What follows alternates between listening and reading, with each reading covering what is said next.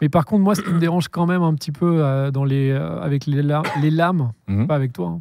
Ouais, je Et vais avec le prendre cher. Rabbiterrain, Si le Rabbiterrain cartonne, je vais prendre cher pendant longtemps. Hein. Je vois très bien le titre, les lames, c'est nul.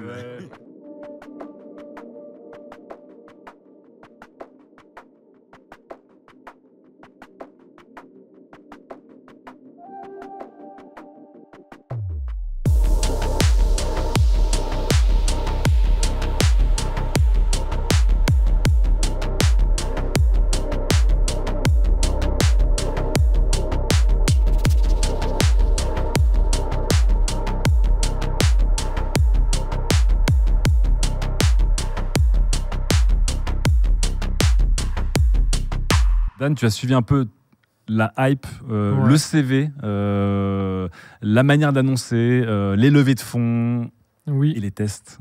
Donc de ce gadget, est-ce qu'on peut rappeler rapidement ce que le AI Pin de Human? Je vais en parler justement. Bah oui. Mais c'est donc un badge, un petit pin que vous mettez là sur le torse, et donc qui est censé changer votre vie. Voilà, qui est censé rendre votre vie meilleure. Tu parles tellement bien comme un start-upper. Et remplacer votre smartphone, évidemment. Moi, je pense que c'est intéressant de revenir en 2007 parce qu'à l'époque, vous vous rappelez donc lancement de l'iPhone. Bien sûr. On nous dit aussi en filigrane que il va y avoir à un moment quelque chose qui va remplacer le smartphone. Ouais. Et c'est un truc qui est revenu régulièrement. Tous les 2-3 ans, il y a eu des produits, l'iPhone Killer, voilà, ou le smartphone Killer plus largement, et puis l'iPhone Killer. Il y a eu des smartwatches, et à un moment c'était la mode des smartwatches, des bracelets connectés, et on disait c'est ça qui va remplacer. Après il y a eu les Google Glass, c'est vrai. Vous en rappelez, je crois que c'était 2011, finalement pour fermer en 2015. Il y a eu tout un tas de projets comme ça. Plus récemment, il y a eu les Ray-Ban de Meta. Enfin, il y a eu des lunettes aussi, évidemment. Et en plus, il y a ce truc, et ça, c'est vraiment dans le storytelling donc de Humane Inc. C'est de dire que le smartphone, en fait, fait plus de mal que de bien. Et donc, pour résumer, très rapidement, donc Humane Inc., c'est 2 anciens d'Apple. Ouais. Donc c'est Imran Chaudhry, qui est un designer historique que vous connaissez probablement, qui en fait a passé 21 ans chez Apple, qui a commencé là-bas en 95. C'est lui qui a conçu la fonctionnalité ne pas déranger, par exemple. Enfin, il a fait tout un tas de trucs passionnants chez Apple. Et sa femme, donc Bethany Bongiorno, qui est ingénieure, qui est plus du côté software. Et donc eux, ils ont passé une 20aine d'années en gros chez Apple. Et quand ils partent d'Apple en 2016, c'est ce qu'ils racontent d'ailleurs dans les interviews. Ils disent que voilà, on est sorti un peu on est sorti de l'entreprise, on va au resto et puis on voit que finalement un peu partout les gens sont les yeux rivés sur leur smartphone et donc ils ont un sentiment de culpabilité, ils se disent c'est un peu de notre faute finalement parce que nous on a participé à ça. Là-dessus aussi, hein. C'est vrai. Il y a une vraie discussion ces 20 dernières années sur l'écran qui nous omnibule. Exactement, là, le côté hyper intrusif, le fait que les gens se parlent plus. Et donc, c'est vraiment la base de leur storytelling, c'est de dire, on a vu qu'on avait fait du mal, donc il faut qu'on change ça. Il faut qu'on sauve le monde à nouveau, finalement, parce qu'on l'a sauvé une première fois avec Apple. Et donc, voilà, c'est la base de leur truc, c'est de dire la tech, elle est trop intrusive, il faut une tech plus humaine. Donc, forcément, le nom de leur boîte, Humane Inc. Et aussi, comme tu disais, le truc de dire, il y a eu plein de devices, le PC, le smartphone, la montre, maintenant... Que va être le prochain et selon eux c'est le no device final, enfin en tout cas c'est la tech qui disparaît quoi. Et ils ont aussi lancé leur projet un peu en mode stealth comme on dit, en mode Batman. Au début ils ont été un peu ils ont juste annoncé qu'ils lançaient une boîte et puis finalement ils ont fait un TED avec un reveal, donc dans l'ordre des choses, enfin un vraiment TED Talk qui a fait beaucoup parler lorsqu'ils sont sortis un peu de nulle part, hein. Exactement.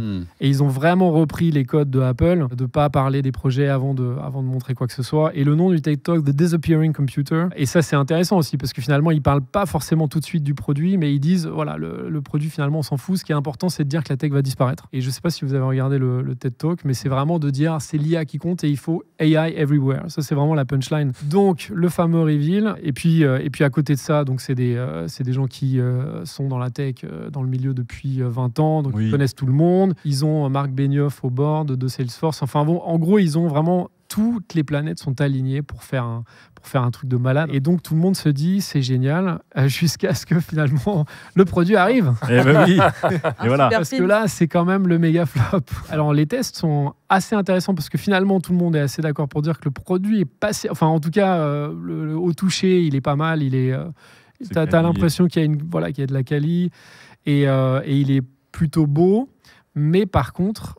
techniquement, c'est le fiasco. Et ça marche pas. Et c'est ça, en fait, qui est vraiment frustrant. C'est que finalement, on se dit c'est hyper frustrant d'avoir le truc où tu alignes tout. Et finalement, souvent, quand tu montes une boîte, je pense que c'est ce qu'on te dit. On te dit, le produit, c'est bien, mais ce qui compte, c'est le storytelling. C'est très américain. Tu vas avoir le meilleur produit, mais si tu n'as pas le storytelling, ça marchera pas. Là, ils ont tout l'emballage, mais le produit en lui-même, il ne fonctionne pas. Et donc, vous avez sans doute vu les tests. Oui. C'est vraiment toujours la même chose. C'est que les gens disent, l'idée est intéressante, mais en fait, pour tester, pour dire que l'idée est bonne ou pas, il faudrait déjà que ça marche. Et malheureusement, ça ne marche pas. Donc, ce boîtier-là, donc, qui est une sorte finalement d'Alexa que vous clippez là. Qui a une caméra quand même. Oui, qui a une caméra. Voir des objets. Oui, et un projecteur. Donc, les retours en gros, c'est de dire que le projecteur, en fait, ça sert à rien. Sur ta main, tu vois pas grand-chose.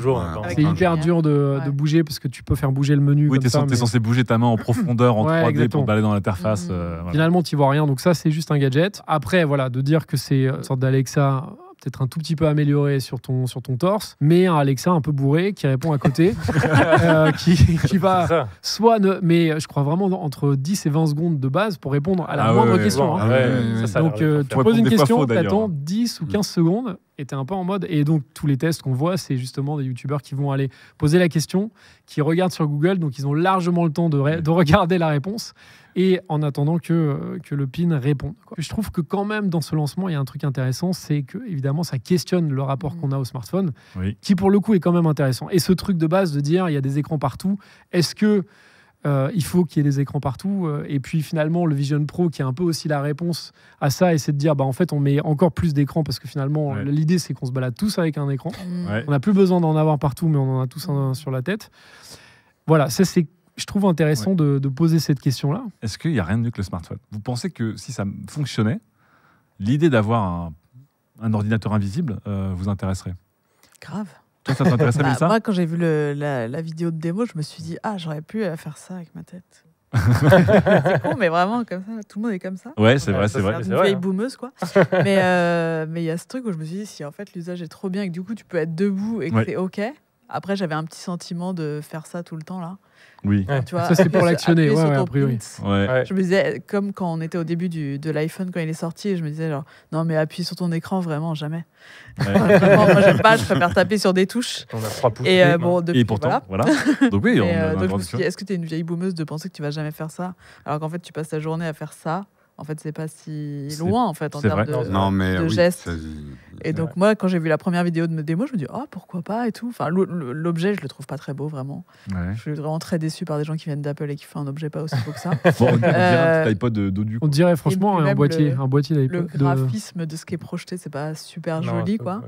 Mais j'y croyais. Je suis vraiment dégoûtée que les tests soient pas bons. Après, est-ce qu'ils vont faire mieux? Non, parce que je pense que là... Est-ce que, comme Mélissa, vous dites, et aussi comme Dan, la promesse et la réflexion méritent d'être discutées, même si l'exécution est catastrophique? Moi, je suis assez d'accord. Même peut-être dans un premier temps, comme un deuxième appareil, un second device, où, je sais pas, tu vas juste faire une balade... en ville ou dans la forêt, tu te dis, si je veux répondre à mes messages, au moins je ne suis pas collé sur mon écran alors que je suis devant un paysage ou quand je parle à quelqu'un, tu peux envoyer des messages. Enfin, la promesse, c'était ça. Envoyer des messages, faire des recherches, peut-être te faire guider sur Google Maps directement sans regarder ton écran. Je me dis, pourquoi pas, tu vois, c'est intéressant, même contrôler ta musique, des choses comme ça. Je me dis, pourquoi pas. Après, à 700 balles, à $24 par mois en plus, et en plus, ça surchauffe, et en plus, ça met 10 secondes à te répondre, et en plus, ça dit des conneries. Enfin bon, jamais de la vie, quoi. On n'y est pas encore. Ce que je trouve très intéressant dans leur démarche, c'est qu'on a besoin, et moi qui vis avec ça depuis maintenant pas mal d'années, une smartwatch, des accessoires qui vivent avec notre smartphone nous libèrent du smartphone. J'utilise beaucoup moins mon smartphone. Donc comme des dépendances de ta maison. Depuis que j'ai une Apple Watch, exactement. Voilà. Je rêve d'avoir des lunettes connectées à mon smartphone pour certaines informations tête haute qui m'éviteraient de baisser la tête. Je pense qu'il va y avoir le smartphone ne va pas disparaître, ça va devenir un hub et il y a besoin. L'erreur fondamentale de Human, c'est de dire ça va remplacer. Et c'est une erreur qui est souvent faite par les gens du marketing de la tech, et qui est une erreur vieille comme la tech. Rien ne remplace rien. Oui. L'ordinateur absolu qui fait tout n'existe pas. L'appareil photo qui prend toutes les photos les plus belles du monde n'existe pas. Tu veux dire qu'on cumule et qu'on a plus d'éventail de solutions qu'avant, plutôt que de dire on en a qu'un? En fait, en tech, on dit souvent le public veut des produits absolutistes, qui font tout. L'iPad va remplacer l'ordinateur. La smartwatch, j'ai plus besoin de smartphone. Et en fait, c'est pas comme ça que ça marche. On a des usages particuliers, certains outils qui deviennent plus adaptés à certains usages. Moi, je me vois tout à fait avec un badge. Le truc, c'est que moi, un badge, j'en ai pas besoin. J'ai mon Apple Watch. Parce que moi, j'aime bien porter une montre. Mais il y a des gens qui voudront pas porter une montre, ils peuvent porter ça là. Donc, d'avoir un petit accessoire qui te libère de ton smartphone, oui, mais pas qui va remplacer ton smartphone. Ça sert à rien. Dan, toi qui est plus critique justement, est-ce qu'on a le droit de critiquer les aventuriers de l'innovation? Moi, je pense qu'on a complètement le droit de critiquer. Et je pense d'ailleurs que la critique, même si elle est plus acerbe peut-être aujourd'hui, alors qu'il y a YouTube et tout ça, qu'il y a 30 ans, quand il y avait juste les médias qui peut-être avaient critiquaient un peu moins, je pense qu'on pardonne aussi beaucoup plus vite. C'est-à-dire qu'on critique, mais en fait, comme on passe tout de suite à autre chose, en fait, c'est que demain, si le AI Pin il fonctionne un peu mieux, en fait, on aura zappé, je pense. Alors évidemment, on s'en rappellera peut-être pour les blagues et tout ça, mais par contre, ça n'empêchera pas les gens d'utiliser l'outil s'il a vraiment si l'usage se présente. Et après, ce que je trouve intéressant dans le AI Pin, et ça on n'en a pas complètement parlé, parce qu'on a parlé beaucoup de la partie interface, donc là l'idée de changer l'interface, mais après l'autre truc c'est vraiment de dire, on va avoir vraiment de dire AI Everywhere, qui est pour le coup un peu bullshit dans un sens, mais pas tant que ça, parce qu'il y a aussi un truc de dire, ça va peut-être arriver, et finalement pour moi c'est... un peu un film que vous avez tous vu, j'imagine, Heure, bien sûr. Finalement c'est exactement la même chose en fait, parce que sauf que ça ne marche pas, mais donc c'est il y a à la fois un truc un peu dystopique, si on regarde vraiment froidement, parce qu'à l'époque, Heure c'était un film c'était une dystopie, et en même temps, et c'est marrant je trouve, parce qu'ils arrivent à nous le vendre en nous disant que c'est un futur qui est meilleur pour nous. Et je trouve que c'est ça qui est intéressant.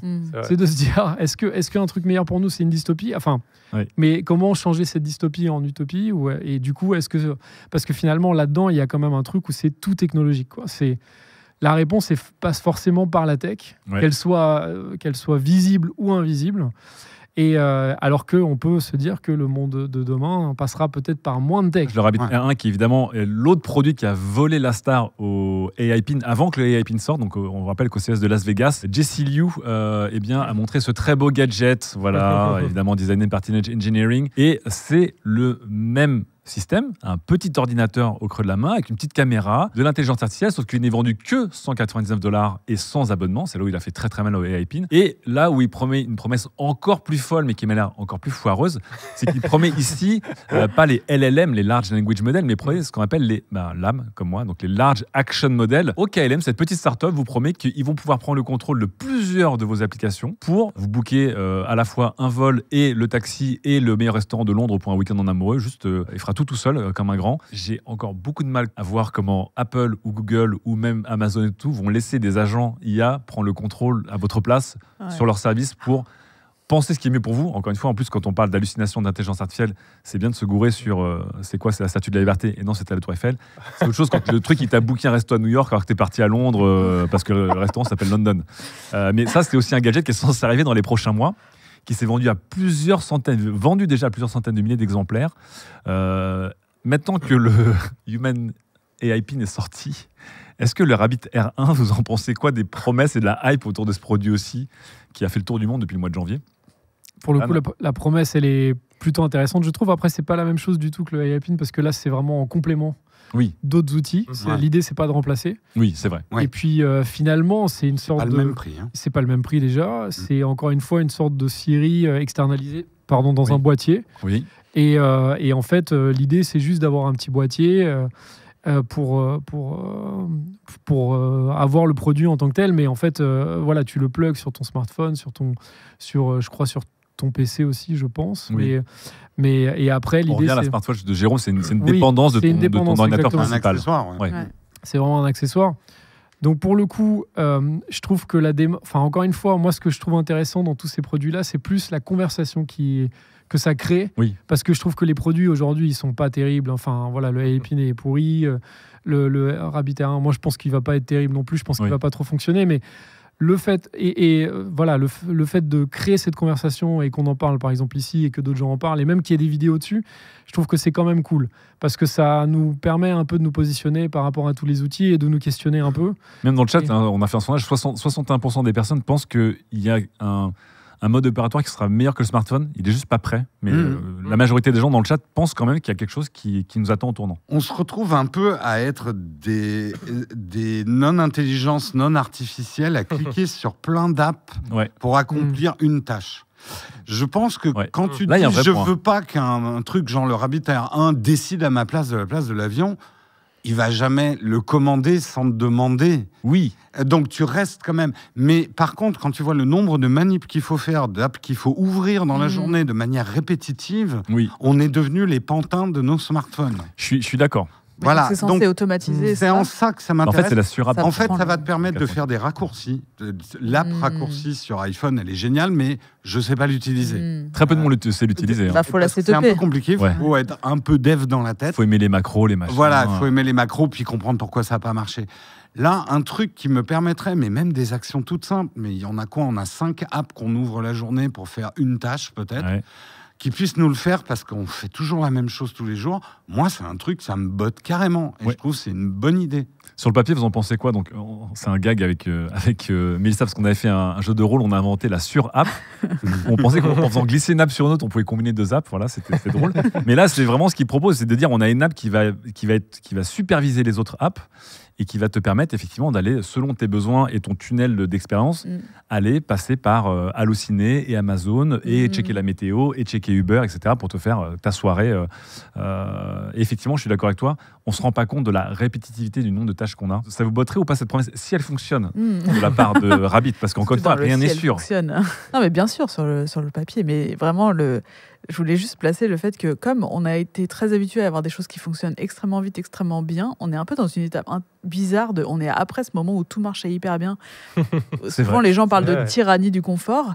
Et donc, je comprends pas comment on est sur des économies à des levées avec des millions, où encore une fois, le test n'est pas poussé à bout pour que tu aies juste un... Oui, tu retournes dans une pénibilité, un côté bancal. Ouais, donc en fait, il faut se réhabituer au truc où on était effectivement avec nos Windows, nos mises à jour, et où là, on le supporte plus. Et donc, tout d'un coup, on a un produit qui est censé se vendre massivement, qui justifie la levée. En fait, pas du tout. Non. Je comprends pas le... Ah bah, comme on dit, on est de retour dans le... On revient, quoi. C'est une ère des promesses maintenant, voilà, exactement. Il faut retester. Et des paris. Et on va mettre longtemps, mais parce que l'intelligence artificielle est encore... C'est le début. On travaille. On est des enfants gâtés. Donc, nous, journalistes tech ou gens qui bossent dans la tech, on se plaint que les smartphones sont devenus boring parce qu'ils sont à un niveau d'excellence. Ouais, c'est ça. Où n'importe quel téléphone Android, milieu entrée de gamme, n'importe quel iPhone qui a encore 4 ou 5 ans, bah, c'est des trucs monstrueux qui ont une puissance de calcul dans 5 mm d'épaisseur qui est juste... Et puis on est blasé par les nouveautés qui arrivent aussi. Enfin, moi, quand un nouveau produit c'est peut-être pour ça qu'on revient à cette discussion où est-ce que la hype aussi, c'est parce qu'on a aussi un besoin naturel de se réexciter, que la tech est un peu moins excitante et plus dans l'itération ces dernières années, et que du coup, quand quelqu'un te dit « Ha !» disruption, tout de suite. Ah bah forcément, t'es chaud. Ouais. Et je trouve qu'un outil comme le Rabbit, si ça fonctionnait, qui peut ouvrir plusieurs apps, qui peut une sorte de truc un peu plus unifié, ça, je trouverais ça hyper intéressant. C'est du confort, de toute façon, c'est juste du confort. Ça, je pense que je ne serais pas non plus assis sur mon canapé toute la journée, mais pouvoir faire des tâches assez basiques ou des trucs tout bêtes, mais tu fais la vaisselle, tu veux envoyer un message, bah, tu peux pas. Changer, tu es en train de mater une vidéo, encore une fois, tu as les mains dans l'eau, bah, tu peux pas non plus. Donc, c'est des petits trucs de confort comme ça. Après, est-ce que ça vaut... Enfin, de toute façon, c'est l'évolution technologique, elle nous conduit toujours vers ça. Vers plus de confort et plus de flemmardise. Mais c'est le point Wall-E. On va tous finir dans des chariots à tous terminer à siroter. Tellement assisté qu'il faudrait nous mettre en lévitation.